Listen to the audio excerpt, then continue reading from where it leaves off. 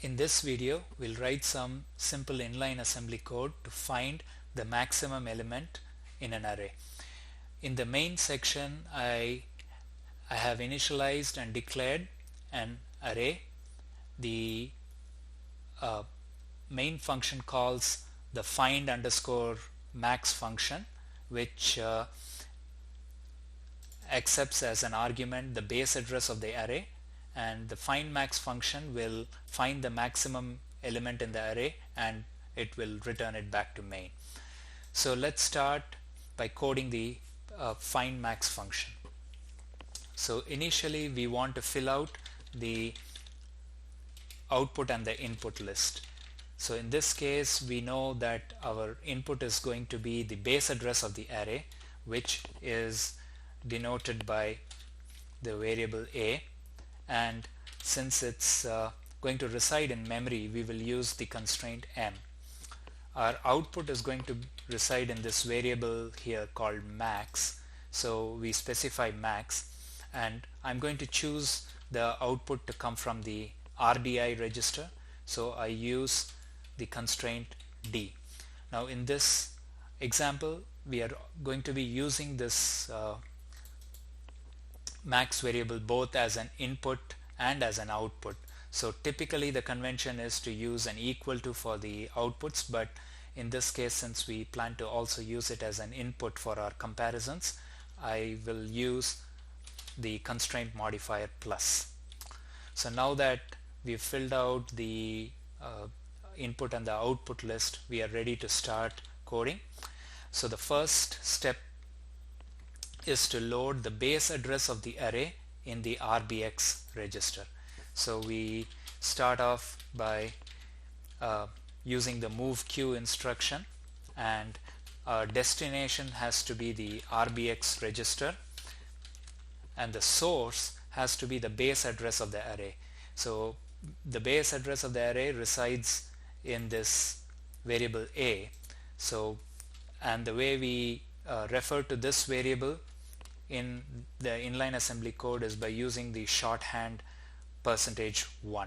This is the placeholder which we use to refer to the base address of the array. So the counting, as I have said before, it starts with 0. So if you refer to %0, it would refer to this variable max, and %1 would refer to the base address of the array a.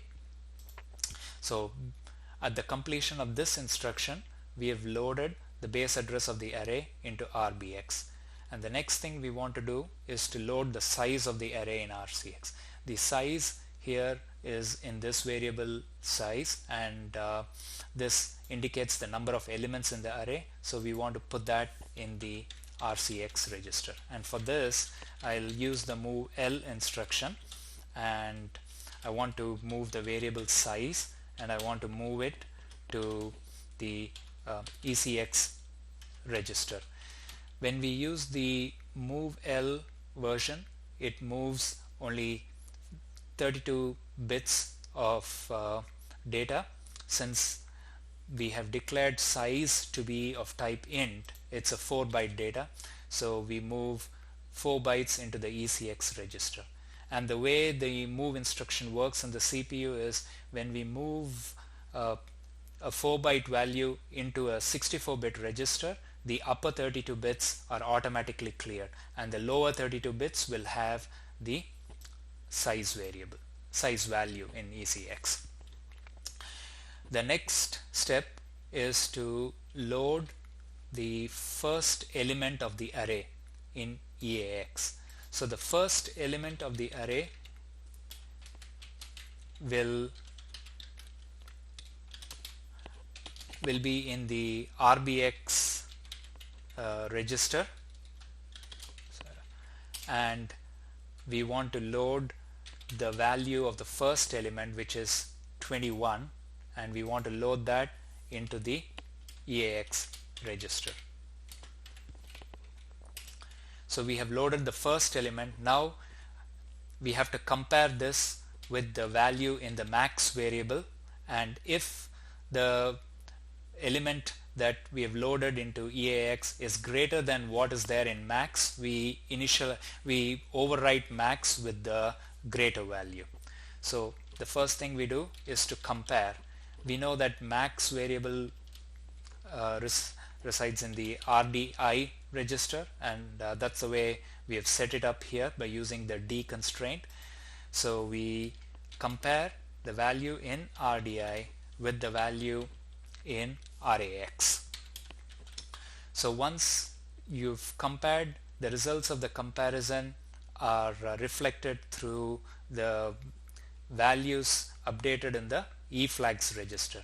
So we then use the conditional move greater than instruction to move the value in RAX to RDI.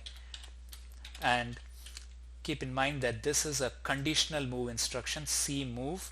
So the move will not happen all the time. It is a conditional move, and it happens only when certain conditions are met. And what are those conditions? And in this case, the condition happens to be G, which is short for greater than. So if the value in RAX happens to be greater than RDI, then it moves the value of RAX into RDI. So that way, if the new element happens to be greater than what is there in max, then max gets overwritten with the new element that is loaded. So once we've done this, all that remains to be done is to repeat this process for all the elements in the array. And to access all the elements in the array, we need to do two things. First thing would be to update the value of RBX. Remember that the RBX value started out with the base address of the array. Now we want to move to the next element. The way we do move to the next element is by adding a value of 4. Since it's an integer array, the address of the first element in the array will be 4 bytes more than the base address of the array. So let's first fill that out here. So I will add the value, add a value of 4 to the value in RBX. So this points to the next element now.